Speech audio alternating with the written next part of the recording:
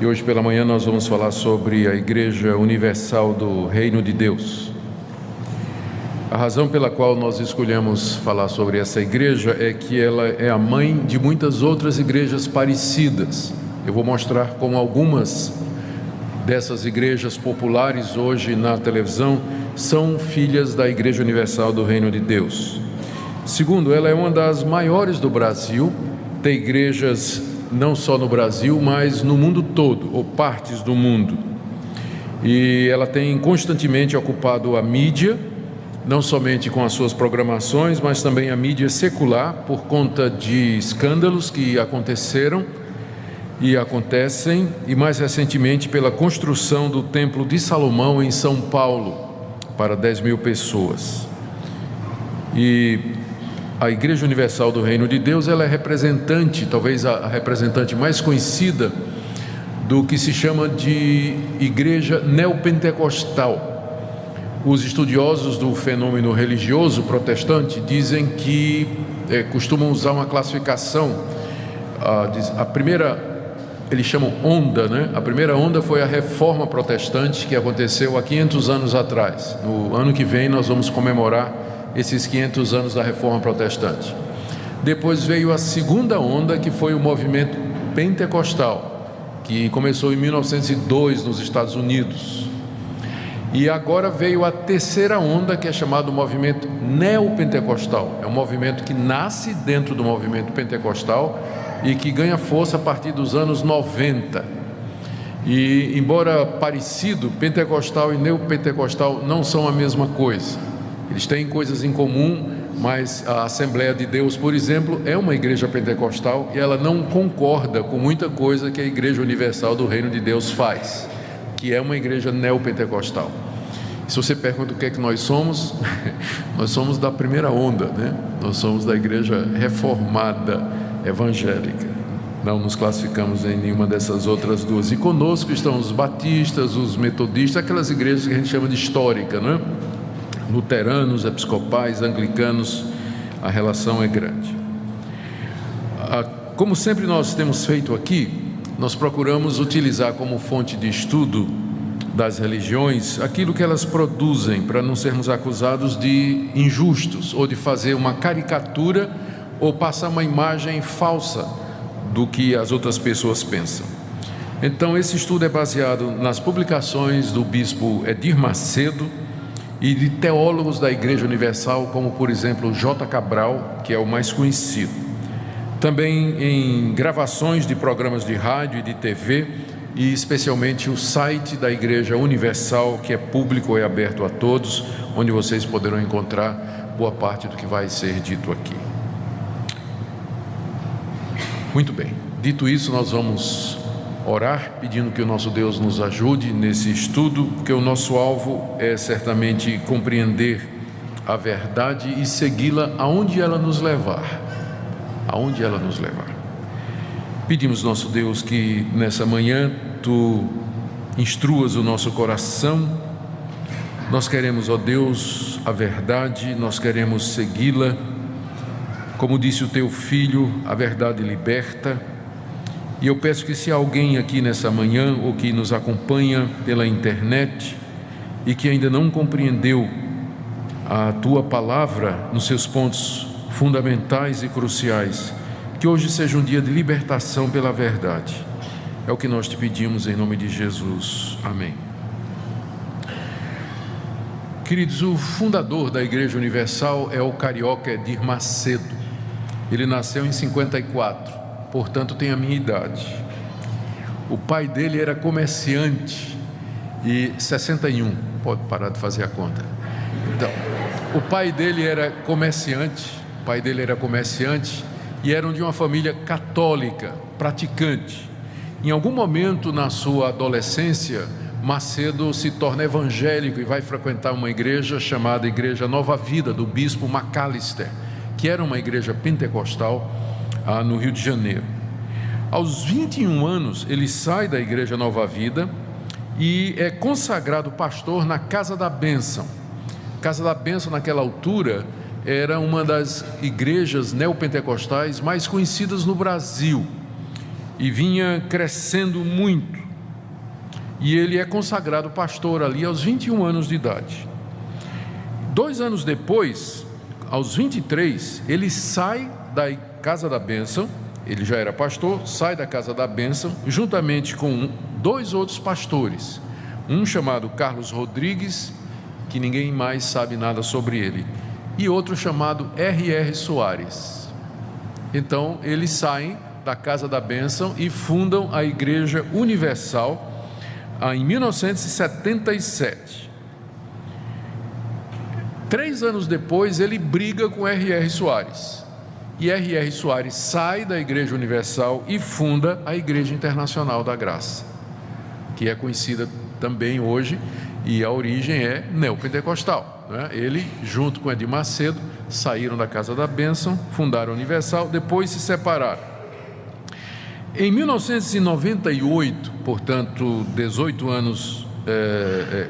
20 anos depois disso aqui, o Edir Macedo se desentendeu com um obreiro que vinha crescendo muito dentro da Igreja Universal e expulsou o obreiro. O nome dele era Valdomiro Santiago, que sai e funda a Igreja Mundial do Poder de Deus, e que cresceu a princípio roubando ou tirando membros do Edir Macedo. Foi uma guerra na época, não é? O Valdomiro Santiago se declara bispo nessa igreja que ele começou, constitui um colegiado de bispos que logo em seguida declaram que ele é apóstolo. Então, Valdomiro Santiago é apóstolo na igreja que ele mesmo fundou.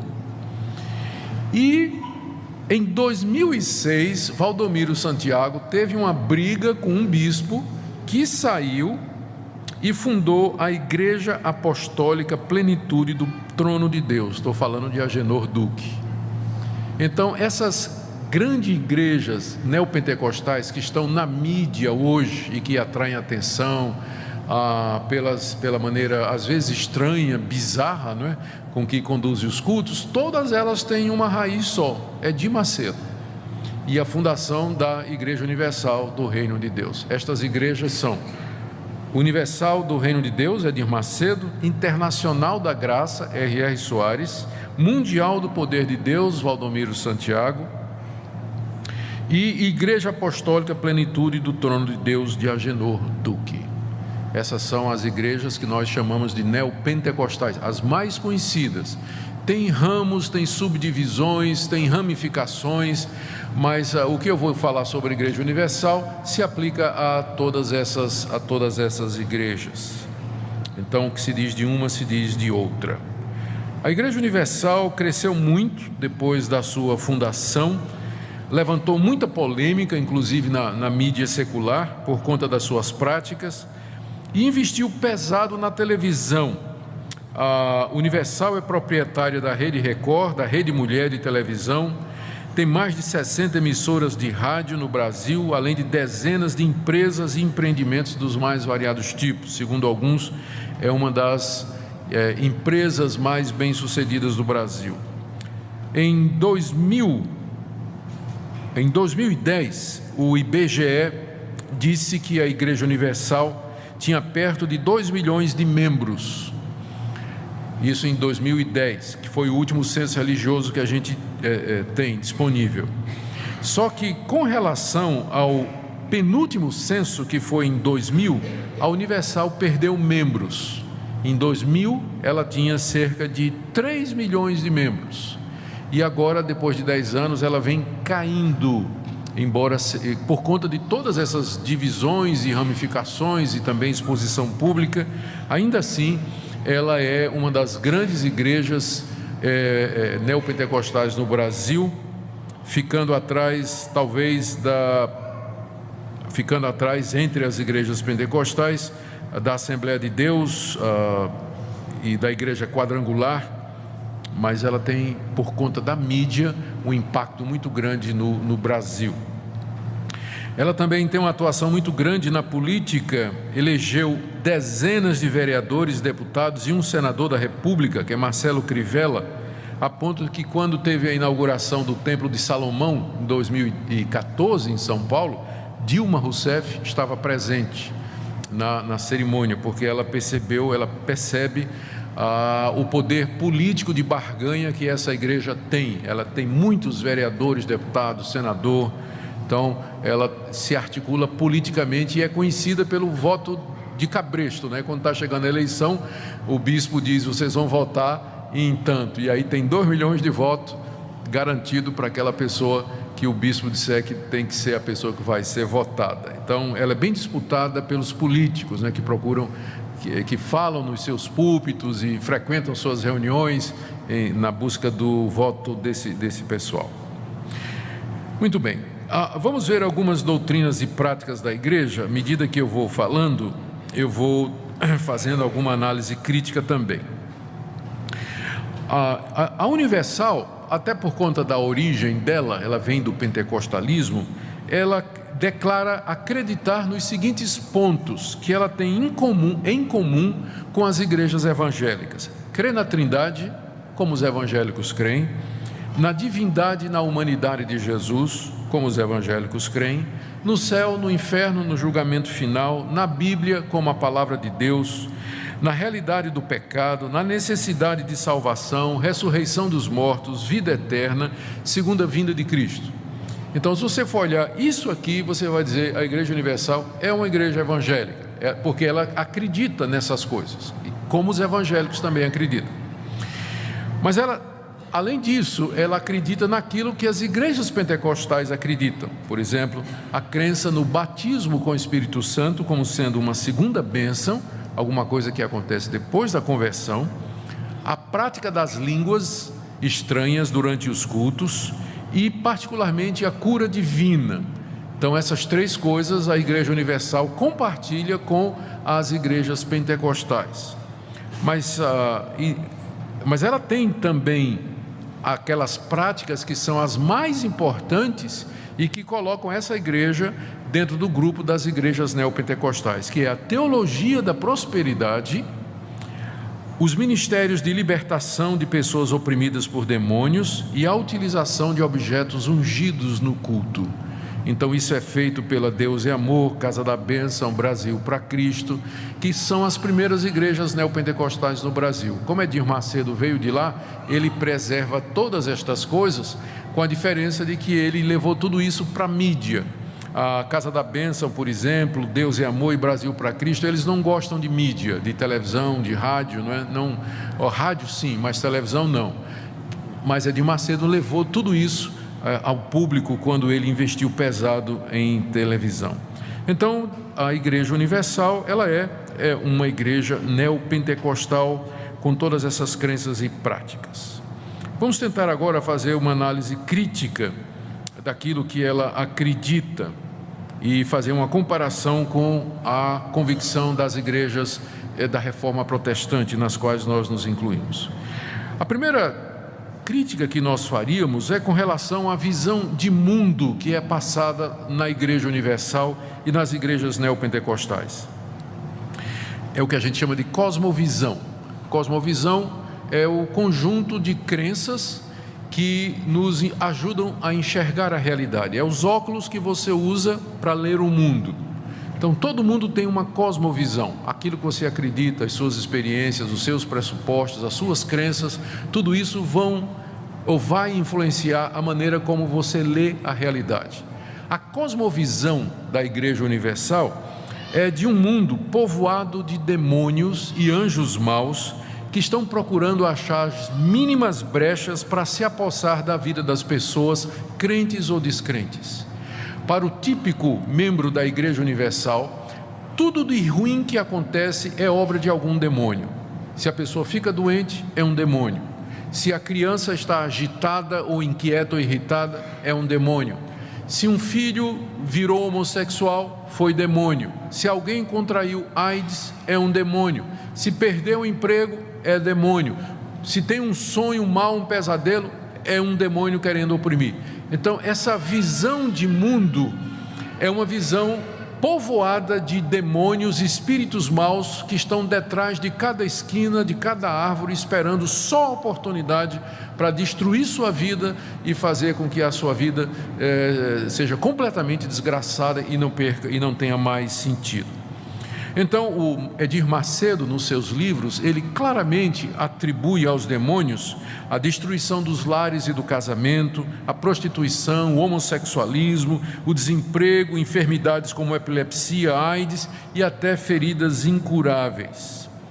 Então, essa é a visão típica dessas igrejas, ou seja, que o mundo está de fato controlado e povoado desses espíritos maus.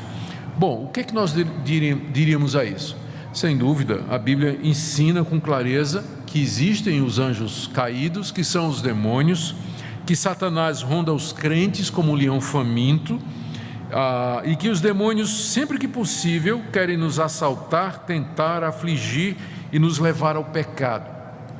O problema é que nessa visão não há espaço para duas coisas que a Bíblia também diz.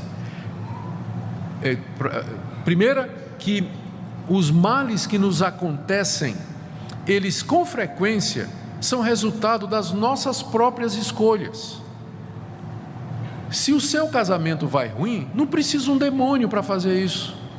É você que não amou a sua esposa como devia, é você, esposa, que não foi respeitosa e fiel ao seu marido como você devia. Você não precisa do diabo para destruir um casamento. Você não precisa do diabo para beber e atropelar alguém na rua e ter que pagar por isso o resto da sua vida. Você não precisa de Satanás para explicar a queda de um avião que morreu todo mundo, ou uma epidemia de Zika. Não precisa do diabo para isso. A Bíblia é muito clara quando responsabiliza o homem e não o diabo pelas consequências das suas ações. O problema dessa visão das igrejas neopentecostais é que ela acaba tirando a responsabilidade do homem quando as coisas vão mal. Perdeu o emprego, foi o diabo. Mas se você perder seu emprego numa igreja e for membro de uma igreja reformada, provavelmente o pastor vai perguntar: mas você era um bom empregado? Você de fato estava sendo honesto no seu trabalho? Você dava o melhor de si? Seu patrão lhe demitiu por quê? E aí a pessoa vai ser levada a refletir sobre sua conduta, seus hábitos de trabalho, de relacionamento. Às vezes o crente perde o emprego porque é um mau empregado mesmo. Não precisa do diabo para isso. Segunda coisa, a Bíblia diz que às vezes o próprio Deus manda males sobre a vida das pessoas. A Bíblia atribui a Deus mandar praga, doença, castigo, terremoto, até o erro. Quando a pessoa de tanto ouvir a verdade virou as costas e não quer, Deus manda o erro contra ela, para que ela creia na mentira. Então dizer que tudo é do diabo, tudo de ruim que acontecer do diabo, você perde a chance de se arrepender. A pessoa que acredita nisso, como é que ela vai? Se santificar, arrepender-se dos seus erros, porque tudo é o diabo. E segundo, ela não vai ver às vezes a mão de Deus. A Bíblia diz: Deus resiste ao soberbo. Tudo está dando errado na sua vida, você diz: é o diabo. Olhe de novo, às vezes pode ser Deus, a mão de Deus contra você. O que é que Deus quer fazer? Quebrar você, humilhar você, fazer com que você se arrependa, com que você mude de vida. Então essa visão da Igreja Universal, e que é das igrejas neopentecostais, ela é reducionista, ela impede o crente de conhecer toda a verdade e de se desenvolver espiritualmente aqui nesse mundo. Produz uma mentalidade estreita, atrofiada no que diz respeito ao crescimento espiritual. A gente vive num mundo decaído que geme e suporta dores debaixo do cativeiro por causa do pecado do ser humano, e temos que nos lembrar que há um Deus que também age nesse mundo com providências e trazendo males sobre nós. Então nós não podemos atribuir tudo a Satanás. É claro que o diabo faz muita coisa ruim nesse mundo, mas é errado dizer que ele é o responsável por tudo que acontece, porque isso tiraria a nossa responsabilidade e a ação de Deus na história. A segunda crítica que nós faríamos à Universal e também às igrejas que derivam dela e que segue a mesma linha, é o tipo de interpretação que elas fazem da Bíblia. E aqui está a raiz de todos os problemas. As práticas e crenças da Igreja Universal são apoiadas pelos líderes com um sistema de interpretação da Bíblia bastante deficiente. Eu tentei colocar numa frase, ou tentei resumir que tipo de interpretação é essa, e a palavra que eu achei foi a palavra transposição. Parece que para Edir Macedo e os teólogos da Igreja Universal e das igrejas neopentecostais, a Bíblia é um livro que registra experiências que as pessoas tiveram com Deus e que podem ser repetidas exatamente da mesma forma nos dias de hoje com o mesmo poder. Por exemplo, Josué não cercou as muralhas de Jericó e ao som das trombetas elas caíram? Assim também você pode comprar por um preço módico uma trombeta de plástico na Universal e tocar para derrubar as muralhas da sua vida. Transpõe a história bíblica para a realidade. Moisés não usou uma vara para abrir o Mar Vermelho? Então, você pode adquirir uma vara ungida com a qual você vai... Tem uma história, né, de um cidadão que fez isso é uma das histórias antigas, né? Ele comprou uma vara de Moisés, adquiriu, e foi dito a ele que onde ele batesse com aquela vara, Deus ia dar a bênção. Ele saiu e bateu num carro novo que estava estacionado, disparou o alarme e era do delegado. Deu problema, né? Deu problema. Mas há pessoas que fazem isso, né? Moisés não fez, por que nós não podemos fazer? O cajado de Jacó, os aventais de Paulo, que eram usados para expelir demônios. Salomão não construiu um templo para o louvor e para a glória de Deus, por que nós não podemos construir um templo como eles construíram agora em São Paulo? Então, essa é a visão que eles têm da Bíblia. A Bíblia é um livro que tem histórias de pessoas que tiveram experiências com Deus. Então, Deus é o mesmo. Nós vamos repetir essas experiências. Da mesma forma que Deus abençoou aquelas pessoas, Deus também vai abençoar você.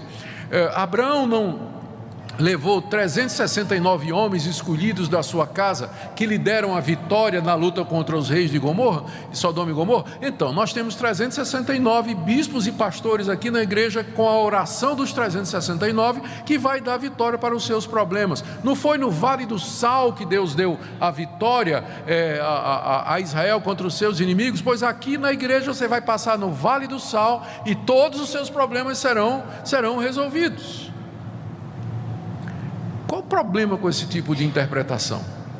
O problema com esse tipo de interpretação é que ela ignora o fato de que a Bíblia não é um registro de experiências religiosas com Deus que pode ser repetido, mas a Bíblia é o registro dos atos salvadores de Deus na história, e que esses atos, eles têm um propósito, eles têm um significado, e eles são progressivos, eles vão crescendo, e estão unidos entre si. Quando Deus derruba as muralhas de Jericó, quando Deus dá a Moisés o poder de abrir o mar com o cajado, quando ele faz cair pão do céu durante 40 anos para sustentar o seu povo, ele estava demonstrando o seu poder num determinado período da história, fazendo registrar esses eventos para que nós, sem a necessidade de repetir esses milagres, creiamos que ele é o Deus soberano, Senhor de todas as coisas. A Bíblia não me autoriza a repetir isso, porque Deus não prometeu que Ele faria esses milagres todos outra vez e sempre. E o problema também é que esse tipo de interpretação parece atribuir aos objetos, às coisas que foram usadas nesses milagres, um poder mágico, como nós vamos ver mais adiante. Eles esquecem qual é o papel da Bíblia. O papel da Bíblia é revelar a ação salvadora de Deus que culmina na pessoa de Jesus Cristo. É por isso que a gente sempre recomenda ao crente: não faça da Bíblia uma caixinha de promessas. Sabe o que é a caixinha de promessas? Era uma caixinha de plástico onde tinha versículos. Eu me lembro quando era menino, minha mãe tinha uma, né? Versículos da Bíblia assim. O que é que você fazia de manhã? Você abria a caixinha de promessa, tirava um versículo, lia, aquele era o versículo do dia. muito parecido com o horóscopo, né? É o horóscopo do crente, era a caixinha de promessa. Então aquele versículo, tudo bem, é a palavra de Deus, Deus pode usar aquilo ali, mas qual é o problema disso? Você está tirando um texto do seu contexto. Aquela palavra ali, ela foi dita dentro de uma história que está sendo contada, e só faz sentido à luz daquela história, né? Só faz sentido à luz daquela história. Por exemplo, você podia um dia tirar aquela passagem de Isaías: um ao outro ajudou e ao seu companheiro disse, esforça-te. Eu já vi isso até ser lema de sociedade interna de igreja, né? Um ao outro ajudou e ao seu companheiro disse, esforça-te. Só que vai ler lá em Isaías o contexto, é um idólatra dizendo por outro, vamos cortar uma árvore, pegar a madeira, vamos fazer um ídolo. Um ao outro ajudou e ao seu companheiro, que era o santeiro, disse, esforça-te. É o que dá você ler trecho da Bíblia sem ler o contexto. Então é chamadas caixinhas. Então é mais ou menos isso, né? Porções selecionadas da Bíblia que são usadas com base para repetir ou para encenações, rituais ou, enfim, práticas que têm como objetivo trazer aquele mesmo poder antigo de Deus para os dias de hoje. Esse é o tipo de interpretação que justifica todas essas práticas que nós encontramos nessas igrejas neopentecostais. O conceito de salvação. Como é a salvação? O que é que eles ensinam sobre salvação? A Igreja Universal, ela é arminiana, ou seja, ela não crê na soberana eleição e predestinação de Deus. Edir Macedo, na verdade, numa entrevista, disse que essa doutrina é demoníaca, é do diabo, isso que Deus, antes da fundação do mundo, elegeu os seus. E ele parece ser o que a gente chamaria de um semi-pelagiano. Eu não vou usar esses termos não.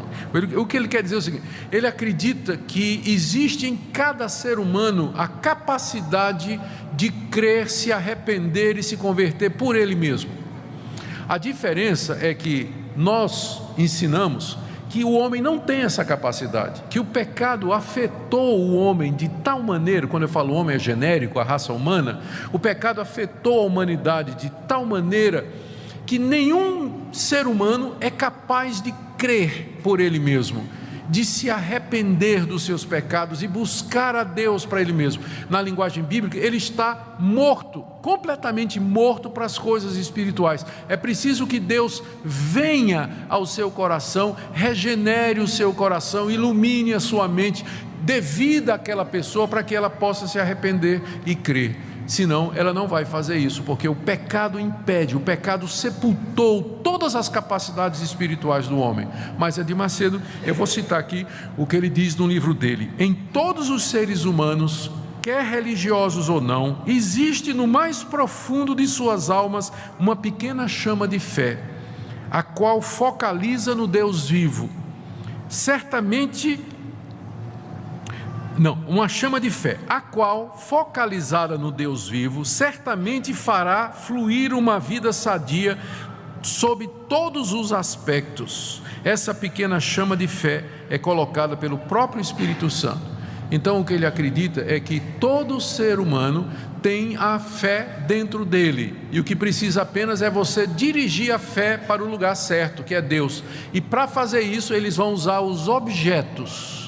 Aí eles vão usar os aventais de Paulo, o cajado de Moisés, o cajado de Jacó, vão usar água benta, arruda, sal grosso. Eles vão dizer que esses objetos, eles têm como objetivo despertar a fé das pessoas e levá-las a acreditar em Deus.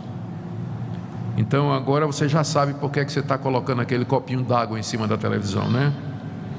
Aliás, hoje em dia é muito difícil equilibrar um copo d'água em cima daquelas televisões, são tão fininhas, né? Não sei como é que o pessoal está fazendo.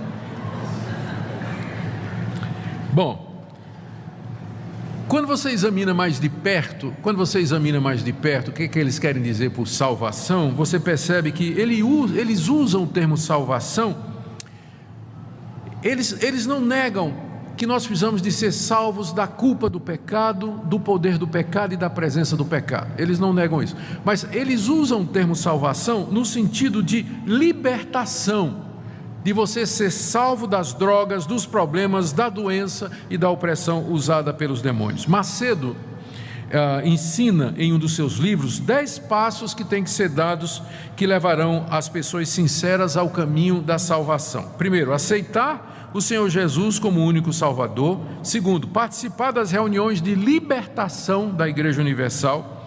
Terceiro, buscar o batismo com o Espírito Santo. Quarto, andar em santidade. Quinto, ler a Bíblia diariamente. Sexto, evitar as más companhias. 7, ser batizado. 8, frequentar reuniões de membros da igreja. 9, ser fiel nos dízimos e nas ofertas. E 10, orar e sem cessar e vigiar. São 10 passos para quem quer ser salvo. E aí você pergunta, mas, né? Quem que vai ser salvo, né? Se para ser salvo vai depender de todas estas coisas. E há uma combinação. Ele entende salvação como libertação da opressão do diabo e dos problemas, e condiciona a salvação, a participação na igreja, entrega de dízimos e ofertas, o seguir uma determinada prática e assim por diante. A diferença é que você percebe aqui a ausência de pontos cruciais. Eu dei uma lida nos livros dele, procurando exatamente o que ele pensa sobre salvação. A gente não encontra nada sobre regeneração, justificação, perdão de pecados, adoção, reconciliação com Deus e perseverança dos santos. Eu estava escutando faz tempo, eu estava escutando um programa da Universal, e aí um obreiro estava entrevistando as pessoas que tinham sido abençoadas. E o testemunho era mais ou menos o seguinte: chamava a pessoa à frente e dizia: conta a bênção, irmão. E a pessoa dizia: olha, eu estava desempregado, fiz 7 dias de jejum na corrente dos santos, e depois de 7 dias eu arrumei um emprego, já sou gerente, já paguei minhas dívidas, já estou comprando um carro novo. Aleluia, aleluia, glória. Todo mundo feliz da vida. Aí chama outra pessoa: conta a bênção, irmã. A irmã diz: olha, meu marido me largou, mas eu participei da terapia do amor, fiz os 30 dias de reconciliação, tal, e meu marido voltou, o nosso casamento está abençoado. Amém, amém. Aí chamou uma senhora de uma certa idade, uma velhinha. Disse: conta a bênção, minha irmã. Aí a senhora disse assim: pastor, Jesus perdoou os meus pecados, pastor. Eu estou salva, pastor. Eu senti Cristo me perdoou. Aí o obreiro disse: que coisa boa, minha irmã. Agora conta a bênção, irmã, conta a bênção. Eu vi isso. Eu vi isso. Entende o que eu estou dizendo? Quer dizer, eu creio que aquela senhora se converteu de verdade, não é? Apesar do que é ensinado lá. Mas é que na hora da bênção, quando fala em bênção, a bênção é material mesmo. A salvação tem a ver com a libertação dos problemas, das doenças, da opressão e desse tipo de coisa. Macedo também, aliás, isso aqui eu não sei se é o Macedo, isso aqui eu tirei do site da Igreja Universal. Sobre a salvação pode ser perdida. É dito lá, está lá no site: a salvação precisa ser constantemente cultivada para ser mantida.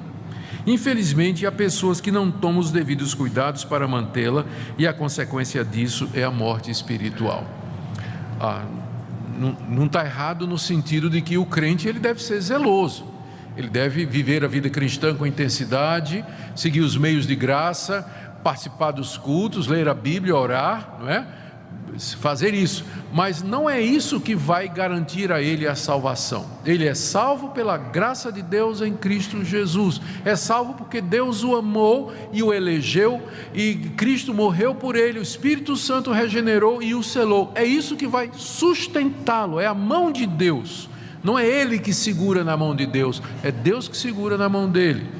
E ele vai ser salvo porque Deus não muda e os seus propósitos são eternos. Vamos para mais um ponto aqui da Igreja Universal, que é cura divina. Como nós falamos, o Edir Macedo entende que as doenças são resultado direto da operação de espíritos malignos. Epilepsia, AIDS, tumores, tudo isso é encarado como sendo causado por essas entidades. Inclusive é possível, na cosmovisão dessas igrejas, você fazer uma relação entre determinados demônios e as doenças que eles produzem. Então tem espíritos maus que são especialistas em câncer, ou que são especialistas em AIDS ou outro tipo de doença, não é? O Macedo vê a atuação dos espíritos, especialmente nas doenças mais difíceis de sarar. Eu vou ler aqui uma entrevista que ele deu à Veja, nas páginas amarelas, há alguns anos passados. Ele disse: há pessoas que têm feridas nas pernas que não cicatrizam nunca. Por quê? Aquilo é um espírito que está alojado ali, ou seja, tem um demônio ali alojado naquela cicatriz. Aquilo é um espírito.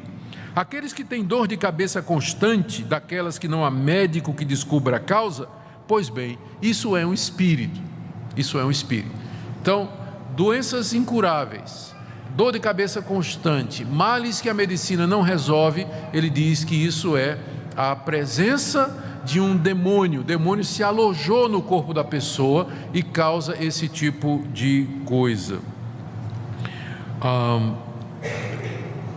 Ele vê a cura divina, e aqui é um ponto que nós chegamos aqui quase que no coração do pensamento da Igreja Universal.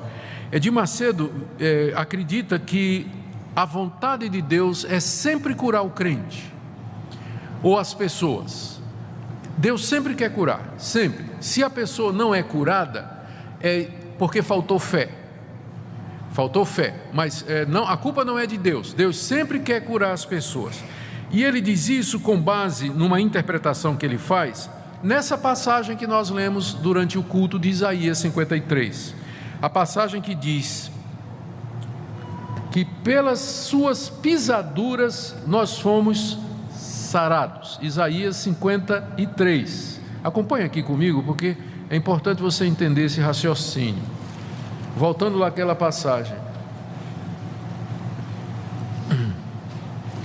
53 de Isaías, versos 4 e 5.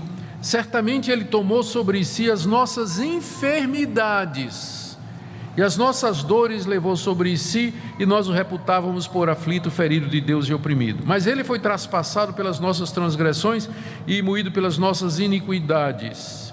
O castigo que nos traz a paz estava sobre ele, e pelas suas pisaduras fomos sarados.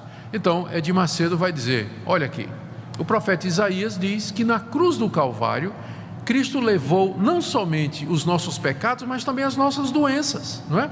Diz aqui, Ele tomou sobre si as nossas enfermidades, e no final do verso 5 diz, pelas suas pisaduras nós fomos sarados. E aí você junta isso, Mateus capítulo 8, por gentileza, abra aí. Chegada a tarde, Mateus 8, a partir do verso 16. Chegada a tarde, trouxeram a Jesus muitos endemoniados, e ele meramente com a palavra expeliu os espíritos e curou todos os que estavam doentes, para que se cumprisse o que fora dito por intermédio do profeta Isaías: ele mesmo tomou as nossas enfermidades e carregou com as nossas doenças. O próprio Mateus interpreta Isaías desse jeito. Ele diz que o ministério de curar de Jesus era cumprimento daquilo que Isaías tinha dito, que ele levou sobre si as nossas doenças e as nossas enfermidades. A partir daí, então, Edir Macedo diz que da mesma forma que Deus deseja nos perdoar os pecados, Ele também deseja curar as nossas doenças, porque Cristo morreu pelos dois. Cristo levou nossas doenças e os nossos pecados na cruz. Portanto, a cura é um direito do cristão. Daqui você agora pode entender, porque ele diz, você tem que reivindicar a Deus a cura. Você tem que determinar a cura, porque é um direito seu que Cristo conquistou na cruz. Será que essa interpretação está correta? Vamos pegar primeiro a questão do pecado. É verdade. Em primeiro lugar, nós temos que dizer que ele está correto, até porque Mateus confirma, né? Ele está correto em dizer que na cruz Jesus levou não somente os nossos pecados, mas levou também as nossas doenças. Isso aí é verdade. Então, o que Cristo fez na cruz foi amplo, foi não somente para nos redimir a alma, mas também o corpo. Então, Cristo fez isso na cruz. Nesse ponto ele está absolutamente correto. Mas a grande questão é como é que Deus aplica o que Cristo fez na cruz a nós pecadores. Tomemos o caso do pecado. Na cruz, Cristo levou os nossos pecados sobre si, não é verdade? Ele levou. Então, a pergunta é: os efeitos disso eu experimento completamente nessa vida? A resposta é não. Por quê? Porque Deus administra o perdão de pecados em 3 fases. Primeiro, Ele me concede o perdão da minha culpa. Quando eu me converto, eu sou perdoado da minha culpa. Deus tira a culpa do meu pecado. Mas o pecado continua em mim, não continua? E aí vem a segunda etapa, que é a santificação. Deus começa a quebrar o poder do pecado em mim. Esse é um processo que dura a vida toda, até minha morte. E é progressivo aqui nessa vida. Mas eu vou morrer com o pecado dentro de mim.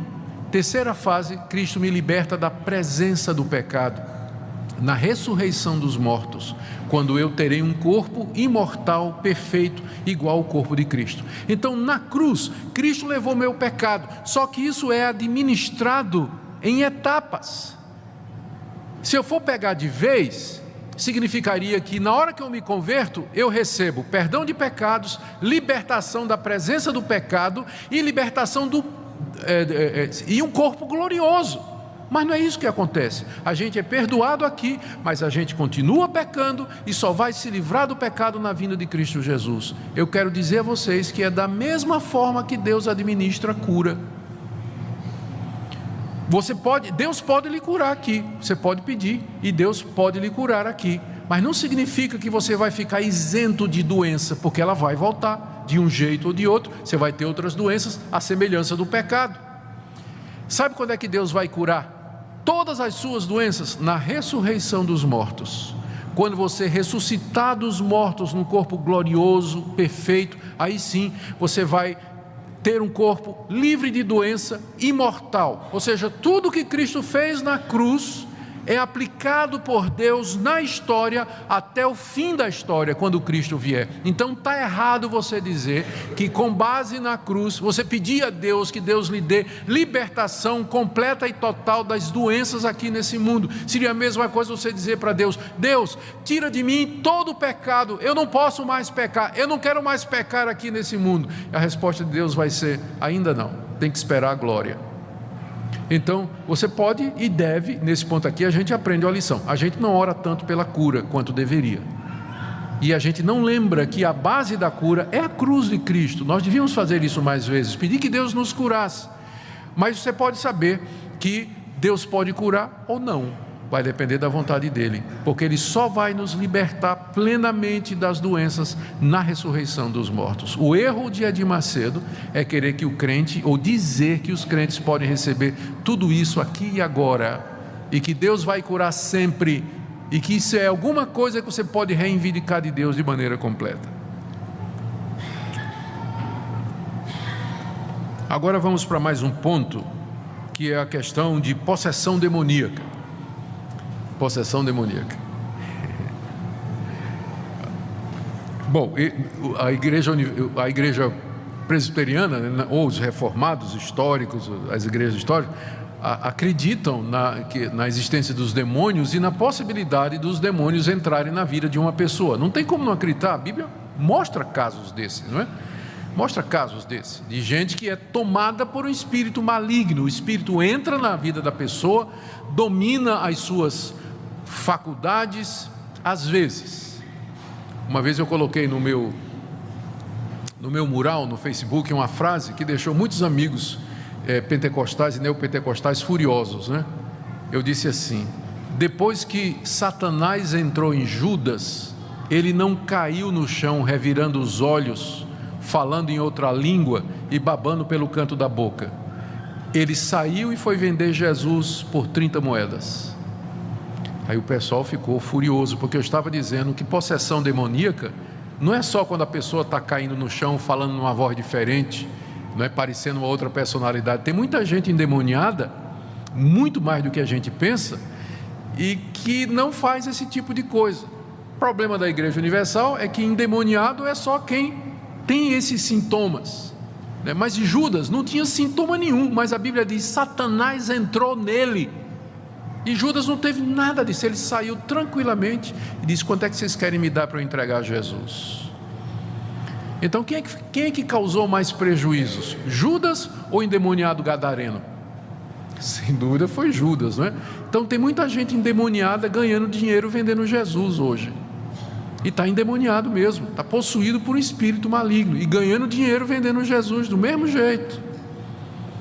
Do mesmo jeito. Então, cremos em possessão demoníaca, sim, não é? O problema é que isso é reduzido às vezes a uns coitados que têm esses episódios, né, físicos, né? E a gente esquece que o papel, ou que o pior tipo de possessão demoníaca é aquele tipo que aconteceu em Judas, em que Satanás domina a mente, o coração, e ele parece absolutamente normal, mas ele está empenhado em fazer o mal e destruir a igreja e a verdade. Outro ponto aqui é que Edir Macedo acredita que um crente verdadeiro pode ficar endemoniado. Então, cuidado, irmão. Ele diz que um crente verdadeiro pode ficar endemoniado. Eu vou ler aqui o que ele escreve. Num capítulo de um livro dele, sobre, o título é Caboclos, Orixás e Demônios, se não me engano. É um dos livros mais conhecidos do Edir Macedo. Ele diz assim, é um capítulo sobre possessão demoníaca de crente. Ele diz: esse capítulo não existiria se eu não tivesse visto constantemente pessoas de várias denominações evangélicas caírem endemoniadas, como se fossem macumbeiras, ao receber a oração da fé. Então, ele sabe que crente fica endemoniado. Qual é a base para ele saber disso? É que lá na Igreja Universal, presbiteriano, batista, metodista, luterano, tudo cai no chão endemoniado quando a oração de fé é oferecida. Pessoas de outras denominações caem endemoniadas. Mas será que tem uma relação de causa e efeito? O fato, vamos imaginar que seja de fato possessão demoníaca. Isso quer dizer que aquela pessoa, porque é membro de uma igreja evangélica, ela é crente de verdade? Não. Tem muita gente que frequenta as igrejas evangélicas, são membros, nasceram na igreja, foram batizados e tudo, mas não são crentes em Jesus, não, são de fachada, estão ali na igreja, mas de fato nunca se converteram. Uma pessoa dessa pode ser tomada por um espírito maligno? Claro, um pastor também pode. Tem pastor que não é crente, é lobo disfarçado de ovelha, ele pode ficar endemoniado também. Aliás, Judas é o tipo, né? Judas é o tipo disso, de gente que ganha dinheiro vendendo Jesus. Então pode ter um obreiro, um líder da igreja que pode ficar endemoniado. Mas a pergunta é: existe base bíblica para dizer que um verdadeiro crente, alguém que foi regenerado pelo Espírito Santo, em quem o Espírito habita, que foi selado pelo Espírito, eleito de Deus, por quem Cristo morreu, existe alguma base para dizer que um espírito imundo pode entrar na vida de uma pessoa dessa? A resposta é: nenhuma base. Primeiro, não tem nenhum exemplo. Jesus, me diga um exemplo no Novo Testamento de alguém expelindo o demônio de um discípulo de Jesus. Nos Evangelhos, no livro de Atos, não tem um único caso de um discípulo de Jesus ter sido submetido a um exorcismo para resolver os seus problemas. Segunda coisa, me ache nas cartas que os apóstolos escreveram para as igrejas, onde havia pessoas com muitos problemas, pessoas doentes, pessoas opressas por problema financeiro, pessoas enfrentando dificuldade. Me encontre uma única passagem em que, por exemplo, Paulo diz assim: se algum irmão está doente, chamem os presbíteros da igreja, orem com ele, impondo as mãos e expulsem os demônios que estão fazendo isso na vida desse irmão. Me encontre uma única passagem no Novo Testamento que recomende o exorcismo como solução para o problema de um crente. Não tem uma única passagem no Novo Testamento. Como é que os crentes resolvem os seus problemas? Eles se dirigem a Deus. Se o problema foi causado por uma atitude errada, ele vai pedir perdão a Deus, vai consertar os seus caminhos, vai procurar conselho com outros irmãos e vai fazer o que é certo. É assim que ele vai enfrentar os seus problemas. Se ele está doente, ele pode chamar os irmãos, orar com ele, toma remédio, crê em Deus e vai em frente. Mas expulsão de demônios nunca é apresentado no Novo Testamento às igrejas, aos cristãos, como solução para os problemas. Se aparecer uma pessoa endemoniada, nós vamos resolver. Em nome de Jesus. certo? Se de fato tiver uma pessoa endemoniada que visita a nossa igreja, que não é crente, visita a igreja e tudo mais, nós vamos resolver em nome de Jesus, não é? Com a autoridade que Ele nos deu de expelir os demônios. Mas eu não vejo isso acontecendo entre crentes. Não há nada no Novo Testamento. Aliás, ao contrário, a Bíblia nos diz que é maior aquele que habita em nós do que aquele que habita no mundo. E está dizendo também que aqueles que são de Cristo, o diabo não lhe toca. Não lhe toca. Ah, pastor, mas e Pedro? Quando Jesus disse: arreda Satanás. Onde é que está dizendo? Lembra daquele episódio? Quando Pedro tentou dizer a Jesus que ele não devia ir na cruz, e Jesus voltou para Pedro e disse: arreda Satanás, porque não entendes das coisas de Deus, mas somente dos homens. Olha, Pedro estava possuído. Onde está dizendo que Pedro estava possuído? Pedro foi tentado pelo diabo, e Pedro disse uma bobagem, e Cristo viu por detrás das palavras de Pedro o diabo, e foi direto na fonte. Não tem nada ali dizendo que Pedro estava endemoniado ou opresso por um espírito maligno. Ah, mas e Saul no Antigo Testamento, que vinha um espírito que se apoderava dele? E quem disse que Saul era crente? Saul era um rei ímpio, que não era temente a Deus. Não há caso nenhum de crente verdadeiro opresso, possuído ou tomado por um espírito maligno, por Satanás. Então, essa é mais uma...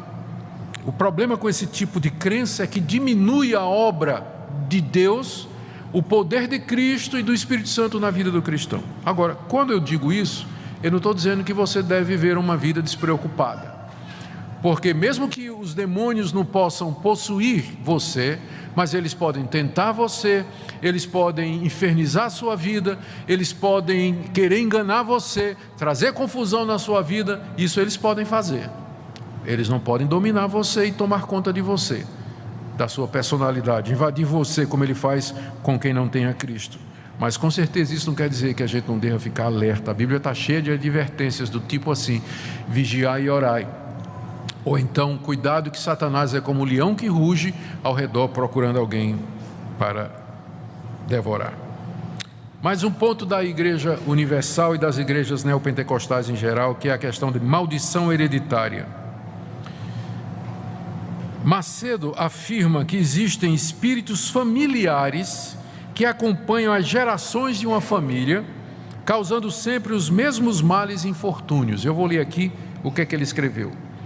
Existe um espírito que só atua na destruição do lar. A especialidade desse espírito é destruir lares, tá? Ele se dedica só a isso. É chamado espírito familiar. Você pode verificar isso a partir das etapas que o casal enfrenta na vida. Isso é o Macedo dizendo. Esse espírito familiar normalmente vem dos pais. Então parece que ele acredita que esse espírito é transmitido por geração ordinária, não é? Então no DNA já vai o espírito familiar. Se eles são divorciados, o mesmo espírito que destruiu o lar dos pais vai tentar o lar dos filhos, dos netos, dos bisnetos. Isso é uma herança maldita.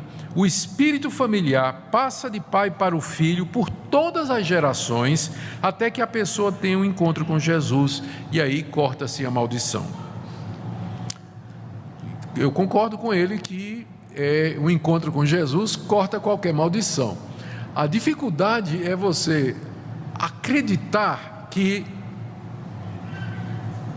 tem isso, né? Um espírito familiar que o pai transmite para o filho através de geração ordinária e que vai fazer na família do filho o mesmo que fez na família do pai. É assim que eles explicam o fato de que em determinadas famílias parece que existe um pecado predileto, adultério, né? O pai adulterou, o filho adulterou, o neto adulterou, e aí vai. Ou então alcoolismo, o bisavô era alcoólatra, o avô era alcoólatra, o pai era alcoólatra e ele também é alcoólatra. Então, né, como é que explica isso? A resposta deles é espírito familiar.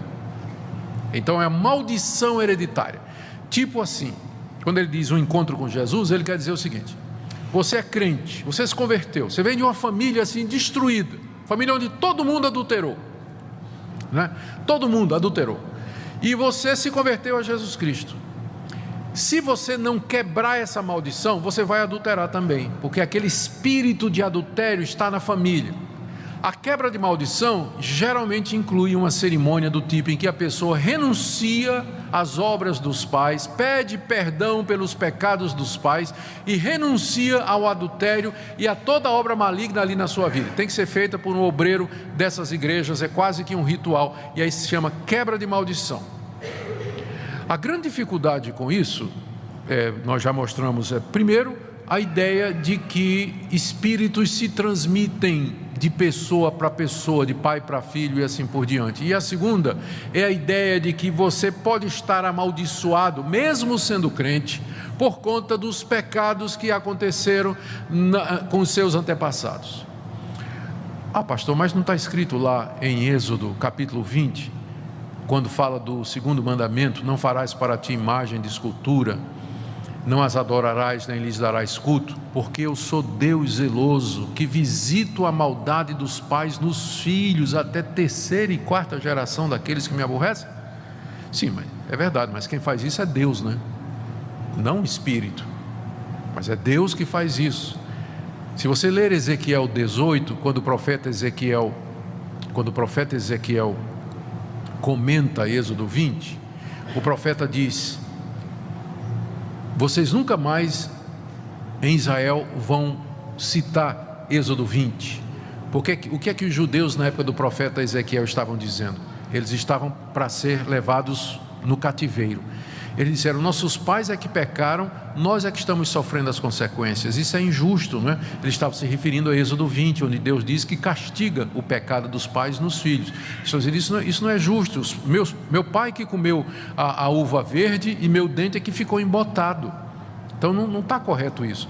Aí o profeta Ezequiel chega da parte de Deus e diz: mas não é isso não é essa a interpretação correta. A alma que pecar, essa viverá. O filho não vai ser castigado pela iniquidade do pai, só se andar no caminho do pai. É isso que o mandamento quis dizer. Deus castiga a maldade dos pais nos filhos se os filhos andarem nos mesmos caminhos do seu pai. Aí castiga tudo, pai, filho, neto. Enquanto andar nos caminhos maus, o castigo vem. Agora, na hora que você se converte ao Senhor Jesus, que você se arrepende dos seus pecados, então isso é quebrado. Não precisa uma cerimônia de quebra de maldição. A conversão é a resposta de Deus para todas as maldições, culpas, erros que você cometeu. Como está escrito: se alguém está em Cristo, é uma nova criatura. As coisas velhas já passaram, tudo se fez novo. Você não precisa de nenhum ritual numa igreja de quebra de maldição, porque se você é de Cristo, Ele já levou na cruz toda a sua culpa. Mais uma. Ceia do Senhor. Aqui é estranho. O Macedo ensina uma coisa estranha com relação à ceia do Senhor. Deixa eu ler para vocês o que ele diz. A carne de Cristo atraiu todas as nossas doenças e enfermidades. Consequentemente, nós não mais precisamos ficar doentes. Satanás não tem mais direito de exercer domínio sobre nosso corpo físico, porque este tem a natureza do Senhor Jesus, pela fé na participação do pão da Santa Ceia. Ou seja, quando você come do pão da ceia, da Santa Ceia, você adquire a natureza de Cristo. E essa natureza de Cristo, ela não é vulnerável à doença. Então você participa da ceia para ser curado ou para ficar blindado para a doença. Eu vou ler outra passagem. Quando o Senhor Jesus determinou que o pão abençoado e partido para os seus discípulos era o seu corpo, Ele estava mostrando o real sentido da sua vida física aqui, isto é, seu vigor e sua saúde, partidos em favor de todos que o aceitam tal qual Salvador, a fim de que venham a ser participantes da sua própria natureza, gozando de sua saúde física. O que ele está dizendo é que na ceia do Senhor você se apropria não somente da comunhão espiritual com Cristo, mas da saúde física do Cristo humano. Você pega aquela saúde que ele tinha aqui, e quando você come do pão e bebe do cálice. Aí ele diz, continuando: podemos considerar que da mesma forma pela qual o corpo do Senhor Jesus, simbolizado pelo pão, nos dá total saúde física, também o seu sangue, simbolizado pelo vinho, nos dá saúde espiritual. Aqui ele faz uma diferença. O pão traz a saúde física de Cristo para você. O vinho, o cálice, traz a saúde espiritual de Cristo para você. Assim, de acordo com isso, né, a ceia na Igreja Universal se torna primariamente um meio de se alcançar saúde, cura e benefícios materiais. Por isso não é de admirar que a Igreja Universal, ela não faz restrição para a ceia. Se você vai estar num culto de ceia da Igreja Universal, eles convidam todos, espírita, católico, ateu, quem tiver pode vir e participar, porque o pão e o vinho, eles transmitem cura, a saúde de Cristo, e todos são convidados a vir e participar. A resposta é que, mais uma vez, não tem nada na Bíblia a respeito de que na ceia do Senhor Deus transmite cura ou a natureza humana de Cristo. O que nós celebramos na ceia é que Ele morreu na cruz para nos dar vida, para nos resgatar dos nossos pecados e das nossas doenças. Isso é verdade. Mas o que nós fazemos na ceia é simbólico, como ele disse, fazer isso em memória de mim. O pensamento de Edir Macedo aqui é muito parecido com o da transubstanciação da Igreja Católica, não é? Que dá à ceia um significado além do espiritual, não é? Como se houvesse ali naqueles objetos um poder místico. Tanto é que nós vamos ver mais adiante, uma das práticas da igreja é pegar o pão da ceia e levar para quem está doente, e com a afirmação de que se a pessoa consumir aquele pão, aquilo vai servir de cura para a pessoa. Sobre o batismo, na Igreja Universal o batismo é feito por imersão, utilizando-se a fórmula cristã trinitariana tradicional, em nome do Pai, do Filho e do Espírito Santo. Mas apesar disso, tem um conceito doutrinário relacionado com o batismo que é bastante estranho. Macedo acredita que pelo batismo a pessoa se livra da sua natureza pecaminosa. A perfeição cristã é introduzida pelas águas batismais. No batismo a velha natureza é crucificada. Ele ensina, aqui eu estou lendo o que ele escreveu, automaticamente, sem forçar a sua vontade, os batizados deixam de praticar atos pecaminosos. Por maior que seja o seu mau gênio, pelo batismo, essa pessoa se torna a mais dócil e humilde do mundo. Também aquelas pessoas que não conseguiam largar o vício, após terem aceitado a Jesus como seu Senhor e Salvador e terem se batizado, instantaneamente e espontaneamente o abandonam. E aqui eu vou ler do site da Igreja Universal, tirado essa semana. O homem ou a mulher que tem sua vida nas mãos de Deus só pode realizar a sua boa obra quando se arrepende de seus pecados. E isso se dá por meio do batismo nas águas, realizado por imersão. Ali é sepultada a natureza humana, isto é, o pecado, e nasce uma nova pessoa disposta a realizar a vontade de Deus na terra.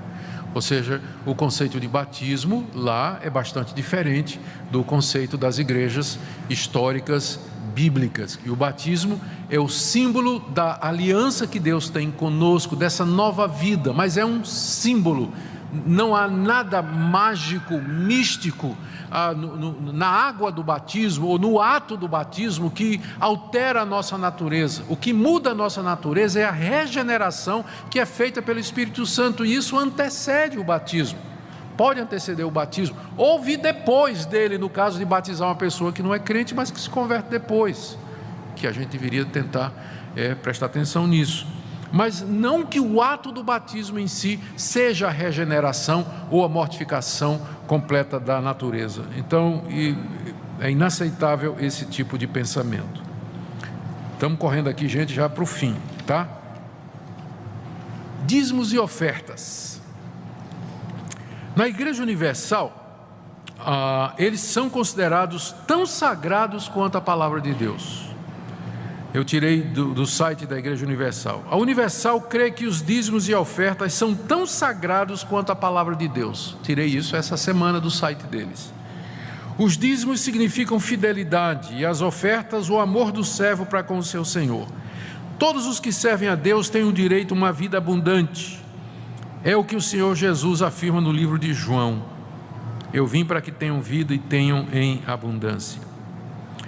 Então, de acordo com a Igreja Universal, que considera os dízimos e ofertas tão sagrado quanto a palavra de Deus, as bênçãos de Deus, quer materiais, tipo prosperidade, saúde, emprego, bens, ou espirituais, libertação, cura, elas são derramadas ao fiel em proporção ao tamanho da oferta dada. Está muito ausente na Igreja Universal o conceito bíblico de que os crentes devem ser fiéis no dízimo e contribuir para a causa do Evangelho, o sustento dos pobres e necessitados, sem visar recompensa. A Bíblia não nega isso, na verdade a Bíblia nos encoraja a contribuir com frequência, com regularidade, com fidelidade, mas sem esperar nada em troca. Fazer isso por gratidão a Deus e amor ao próximo. Mas o que você tem na Igreja Universal é o conceito de troca. Olha o que é que ele diz aqui, no livro dele. Eu ensino que quanto mais dinheiro alguém der, maior será a bênção recebida de Deus. De acordo com o tamanho da fé, a pessoa faz a oferta. Para que alguém alcance as riquezas de Deus, é preciso manifestar uma fé. Em 1995, comentando o crescimento da igreja, ele afirmou, nessa entrevista à revista Veja, por que a Universal cresce? É porque está trazendo benefício para as pessoas. Caso contrário, a igreja desapareceria. As pessoas estão recebendo, está havendo uma troca com o Criador. Esse conceito de troca. Deus quer abençoar você materialmente, espiritualmente, mas isso vai ser feito na base de troca. Quanto maior a sua oferta, quanto maior o sacrifício que você faz, mais Deus vai devolver em termos de bênçãos materiais e espirituais. Ela identifica assim a prosperidade financeira como sendo um sinal evidente das bênçãos de Deus sobre a vida de alguém. Aqui você não percebe aqueles conceitos evangélicos de reconciliação com Deus, perdão de pecados, adoção, entre outros. Macedo enfatiza que as ofertas e dízimos são a chave que abre os tesouros da graça e do poder. Ele escreveu o seguinte: quando nós pagamos o dízimo a Deus, Ele fica na obrigação de cumprir a sua palavra, repreendendo os espíritos devoradores que desgraçam a vida do ser humano, atuando nas doenças, acidentes, vícios, degradação social e em todos os setores da atividade humana, os quais fazem o homem sofrer. Quando somos fiéis nos dízimos, além de nos vermos livres desses sofrimentos, passamos a gozar de toda a plenitude da terra, tendo Deus ao nosso lado, nos abençoando em todas as coisas. Então, aqui é claro o pensamento da Igreja Universal, que é o que caracteriza a chamada teologia da prosperidade. E esse tipo de compreensão de dízimos e ofertas e de troca com Deus está presente em todas aquelas igrejas que saíram da Universal. Elas, na verdade, giram em torno disso. Encorajar os fiéis a contribuir, dar e dar. Quando o dízimo é pouco, fala-se no trízimo, fala no dízimo dos dízimos. Eles têm muitas maneiras de arrecadar, de fazer com que as pessoas entreguem o que tem e o que não tem para a igreja, sempre prometendo as bênçãos de Deus em troca, bênção material e bênção espiritual. E porque as pessoas não conseguem fazer uma diferença, elas pensam que toda igreja evangélica é assim, não é? Pensa que toda igreja evangélica é assim, e isso não é verdade. Correto é que nas igrejas históricas, desde o período da Reforma até o dia de hoje, em todas as igrejas tradicionais, batistas, presbiterianas, metodistas, congregacionais, cristã evangélica, o sistema de contribuição dos crentes pelo dízimo e pela oferta sempre houve, mas sempre o apelo é: gratidão a Deus, Deus abençoou a sua vida, Deus já lhe deu muito mais do que você merece. Há pessoas que precisam de ajuda da igreja, ao trabalho missionário que precisa ser mantido, há instituições da igreja que precisam ser sustentadas. Então, em retribuição, em gratidão a Deus, você contribui. E você dá com alegria, dá com generosidade. Mas as igrejas neopentecostais fazem disso uma troca, um negócio com Deus. Deus está obrigado, se você der, Deus está obrigado a pagar de volta. Objetos ungidos. Já estou chegando no final. Eu disse isso há meia hora atrás, né? Então vocês nem acreditam mais em mim quando eu digo isso. Isso aqui é interessante, porque uma das características de todas essas igrejas é o uso de objetos. A Igreja Universal usa elementos em seus cultos que são tirados das superstições populares do Brasil e das religiões afro-brasileiras. Ela faz um sincretismo.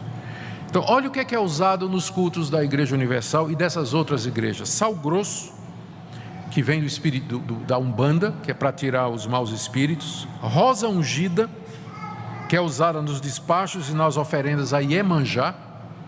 Água fluidificada, para trazer influência espiritual para o corpo humano. É aquela água que vai em cima da... Ainda ontem eu estava vendo um pastor fazer isso na televisão. É aquela água que vai em cima da televisão ou do iPhone, né, agora. Fitas e pulseiras, semelhantes àquela do Senhor do Bonfim.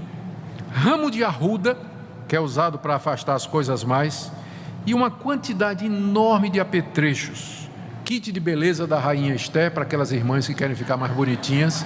Pensa que eu estou brincando, né? Mas eles venderam o kit de beleza da Rainha Esté, para aquelas irmãzinhas que gostariam de ser um pouquinho mais bonitinhas, né? Então, ele mesmo.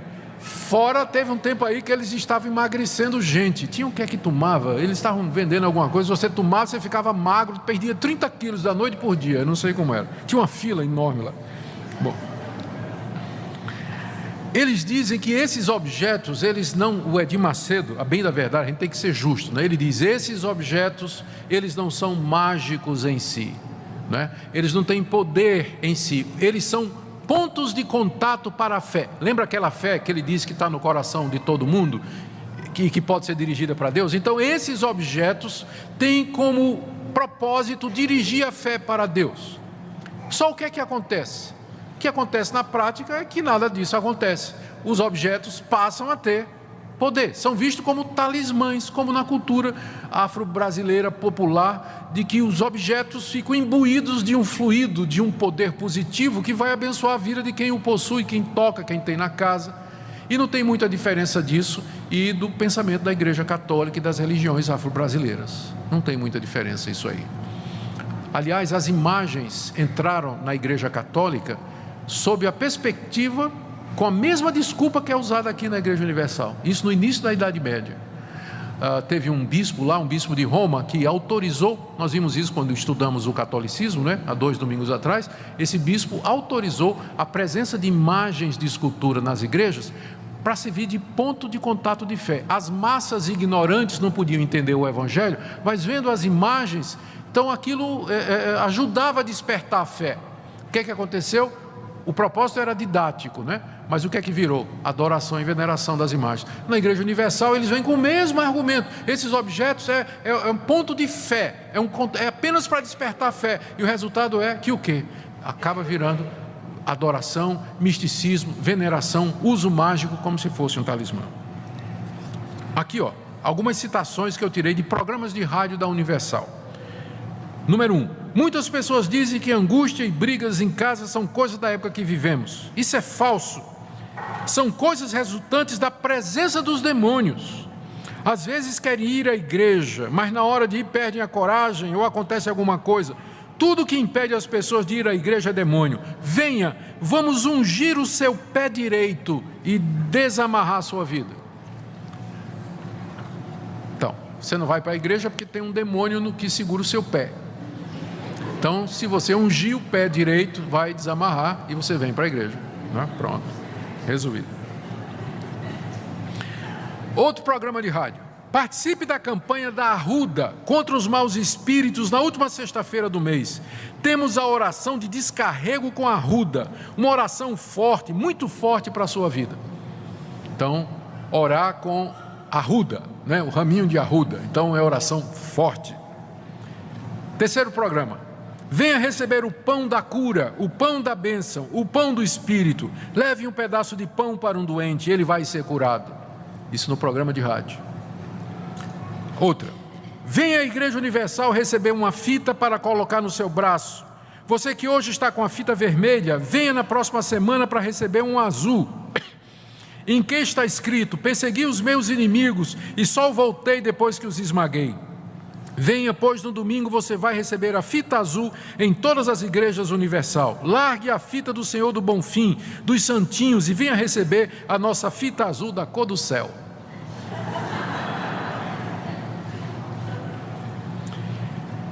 Também eles têm uma sessão de terapia do amor, onde ele usa simpatias. O iniciado, compra uma das alianças. Geralmente a sessão da terapia do amor é para quem está sozinho e quer arrumar um marido, Eu não devia ter falado isso aqui. O iniciado compra uma das alianças para participar, tem que comprar a aliança, Está vendo aí? Depois vai até a igreja, passa por uma coluna de casais vestidos como noivos, depois unge a aliança. A pessoa coloca a aliança debaixo do travesseiro por 7 dias. E depois de 7 dias a pessoa alcança a bênção, ou seja, arruma um companheiro. Isso é na sessão de terapia do amor. O que mais que eles usam aqui, Práticas: descarrego, corrente dos empresários, consagração dos dizimistas, porta da esperança, água benta, óleo de Israel, terra de Israel, terapia do amor, fogueira santa de Israel, corrente dos 70 apóstolos, vale do sal, vale da flor, pedra da tumba de Jesus, água benta do rio Jordão, rosa miraculosa, sal abençoado pelo Espírito Santo. A lista é muito grande. A lista é muito grande. Eu creio que não preciso nem comentar sobre isso, Eu quero terminar só falando sobre as práticas judaicas dessa denominação. Esse é um desenvolvimento mais recente na teologia da Igreja Universal. Até 2006, 2007, a Igreja Universal estava crescendo e ela começou a decrescer. Então, os estudiosos, sociólogos da religião, o pessoal que estuda o fenômeno neopentecostal no Brasil, eles acham que esse foi um período que marcou uma mudança na Igreja Universal.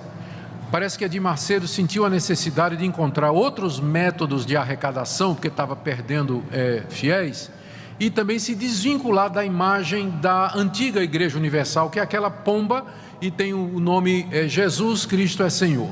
Vocês já devem ter visto, porque tem muitos templos da Universal por aí. Então, ele teve a ideia de dar uma nova cara à Igreja Universal. E construiu uma réplica do Templo de Salomão, que começou em 2010, em São Paulo, foi inaugurado em 2014, para 10 mil pessoas, onde não tem mais o símbolo da pomba, não tem mais o nome Jesus Cristo é Senhor, pelo menos não tem lá no templo, Não tem mais.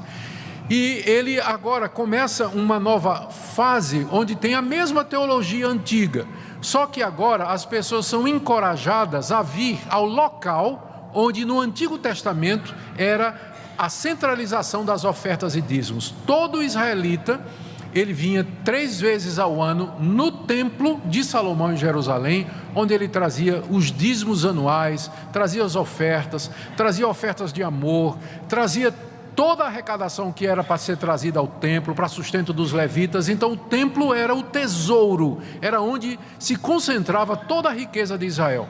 Então agora, com a réplica do Templo de Salomão, o apelo é feito exatamente nesse sentido. Aqui é a casa de Deus, aqui é o santuário do Senhor, aqui você pode chegar na presença de Deus, e aqui também que você vai trazer as suas contribuições, seus dízimos e suas ofertas. Então existe esse apelo. A gente não deve... A gente deveria ter imaginado que um dia isso aconteceria, porque lembra quando eu expliquei sobre a interpretação deles na Bíblia? Se você cercou a muralha de Jericó, se Josué cercou, eu também posso repetir isso. Se Moisés usou um cajado para abrir o mar vermelho, eu também posso fazer isso. Se Salomão construiu um templo que era o local da habitação de Deus, eu também posso fazer isso. Então está na lógica deles imitar o Antigo Testamento. Qual é o problema disso? Lá no templo, que cabe 10.000 pessoas, ele tem levitas, então o pessoal que se veste de levita, não é? Ele tem os sacerdotes, que são os bispos, e eu só não encontrei como é que ele se considera, mas deve ser, seguindo a lógica, o sumo sacerdote, deve ser o próprio Edir Macedo, ele deve se ver assim, porque ele está no topo disso aí. Ele coloca agora um quipá e uma coberturazinha, eu esqueci o nome, que no judaísmo identifica o rabino e consagração a Deus. No templo, eu fiz aqui a relação das coisas que tem dentro do templo de Salomão. Tem uma cópia dos 2 tábuas de pedra da lei, um menorá, que é aquele candelabro de 7 braços, ele se veste de rabino, enfim. Ele diz, olha, não se trata de um projeto denominacional, muito menos pessoal, mas algo tão glorioso que despertará a fé adormecida. Lembra desse conceito? Que despertará a fé adormecida dos frios e mornos e os arremeterá a um avivamento nacional e em seguida mundial. Essa casa será chamada casa de sacrifício, diz ele. Todo o povo terá a oportunidade de render ao eterno Deus a própria vida como sacrifício santo e agradável a Deus. Nesse novo templo, todos sem exceção poderão ter acesso livre para buscar a Deus, diferentemente do templo passado, e assim por diante. O que é que nós podemos dizer com relação a isso? Meus irmãos, qual o papel do templo no Antigo Testamento e como é que ele é visto no Novo? O templo era um símbolo, primeiro, do corpo de Cristo. Jesus disse, destruí esse templo e em 3 dias eu o reconstruirei. O templo simbolizava a pessoa de Cristo, simbolizava a igreja da qual Cristo é o cabeça. No Novo Testamento, o templo é a igreja, nós somos o templo. Deus não habita mais em paredes, locais feitos por mãos humanas. Deus só está presente aqui nesse momento, não é por conta dessas paredes, porque na hora que todo mundo for embora, Deus não está, entenda o que eu vou dizer, Deus não ficará aqui dentro morando. Nós é que somos o templo, Deus habita em nós, no seu povo. E se nós sairmos daqui e nos reunirmos ali na Praça Tamandaré, ali é o templo de Deus. Deus vai estar lá. Ele não habita em locais feitos por mãos humanas. A gente precisa entender e parar com a adoração do templo, porque às vezes os evangélicos têm isso, né? Que vê o templo como a casa de Deus. O templo não é a casa de Deus no sentido, a não ser que você diga assim, é um edifício que foi consagrado para o culto a Deus, tudo bem. Mas quando você diz casa de Deus, e você está pensando no Antigo Testamento, no templo, que esse aqui é uma espécie de imitação do templo de Salomão no Antigo Testamento, você então não entendeu o Evangelho ainda. Deus não habita em templo feito por mãos humanas, Ele habita em pessoas. Esse lugar aqui, ele é especial porque ele foi construído pelo povo de Deus para ser o local onde o povo de Deus cultua a Deus publicamente, onde busca a Deus e onde serve a Deus. Só isso, apenas isso. Isso não torna esse lugar mais santo do que qualquer outro lugar, não. A sua casa é tão santa quanto esse lugar. O seu escritório onde você vai amanhã é para ser tão santo quanto esse lugar, porque o que santifica é você cheio do Espírito Santo, onde quer que você esteja. Agora, construir uma réplica do templo de Salomão é construir o que Cristo já destruiu. Faz parte da antiga aliança, é simbólico, é tipo. Tudo que tinha no templo, altar, sacerdote, levita, sacrifício, era tipos e figuras de Cristo, já consumados na pessoa de Cristo Jesus. Por isso que nós adoramos a Deus em espírito e em verdade, não com símbolos. Você percebe o nosso culto, o culto das igrejas reformadas é despojado, ele não tem imagem, não tem candelabro, não tem representação, em alguns casos não tem nem cruz, como é o caso aqui na Reforma Protestante. Esse foi um ponto de honra, é tirar do local de culto todo símbolo, porque ele acaba corrompendo e levando à idolatria. Então o culto a Deus é em espírito, não é com objetos, para não dizer que não tem simbolismo na igreja histórica reformada, nós temos dois, mas ambos foram deixados por Jesus: batismo e ceia, só. A água do batismo, o pão e o vinho da ceia são os únicos elementos simbólicos autorizados por Jesus Cristo. Fora isso é idolatria. Você pode dizer, eu posso colocar um símbolo da cruz? Eu não vejo problema em colocar o símbolo da cruz, desde que você não faça isso para ela, tá? Cruz, tá? E raspe um pouquinho para levar para casa. Se for um símbolo apenas, pode ter, pode não ter, não vai fazer diferença. Se quiser um símbolo que era usado pelos cristãos no início do cristianismo, use aquele peixinho. Esse era o símbolo que os cristãos usavam no início, era o peixinho, porque a palavra peixe em grego, as iniciais significam Jesus Cristo, Filho de Deus Salvador. Então eles usavam o peixinho para se identificar. Mas nós não usamos exatamente por isso, porque queremos que o nosso culto a Deus seja em espírito e em verdade. Queridos, em conclusão, a nossa Igreja Presbiteriana do Brasil, em 2007, ela publicou um documento. Eu tive a oportunidade de ser um dos elaboradores do documento, em que foi feita uma análise da Igreja Universal do Reino de Deus, e nós fomos a primeira igreja evangélica no Brasil a dizer que a Igreja Universal, ela não pode ser considerada como uma igreja evangélica, ela é uma seita. Ela é uma seita, ela não pode ser considerada como uma igreja evangélica. Tanto é que se alguém se transfere da Igreja Universal para a Igreja Presbiteriana, ele tem que ser rebatizado. Nós não rebatizamos quem vem da Igreja Pentecostal, da Assembleia de Deus, nós, porque reconhecemos como igreja evangélica. Nós não rebatizamos quem vem dos irmãos batistas, apesar de que se a gente for para lá eles vão querer mergulhar a gente. Nós não temos problema com os irmãos episcopais, metodistas, não é? Mas se veio dessas igrejas neopentecostais, essas que foram mencionadas aqui, eles são rebatizados, porque nós não reconhecemos. Mas eles creem Trindade na Bíblia, sim, mas o que é que acontece? Essas outras crenças que eles colocaram ao lado deturpam a igreja de tal forma que o evangelho fica irreconhecível. Mas isso quer dizer que não tem crente lá? Tem, como tem crente na igreja católica, não é? Tem crente na igreja católica, a pessoa se converte, ela crê em Jesus Cristo ali, mas vai ter uma hora que ela vai se sentir incomodada com tudo isso. Ela vai começar a ler a Bíblia, vai começar a ver, e ela dizer, mas espera aí, né? Isso aqui não bate com a Escritura. Não é à toa que estão vindo as centenas e milhares dessas igrejas neopentecostais para as igrejas históricas nos dias de hoje. Está tendo um êxodo, né? Está vindo muita gente dessas igrejas, exatamente porque elas não estão mais aguentando esse tipo de coisa.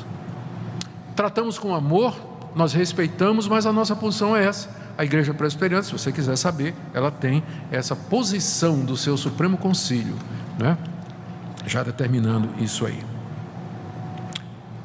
Muito bem, é isso. Nós vamos orar, terminando.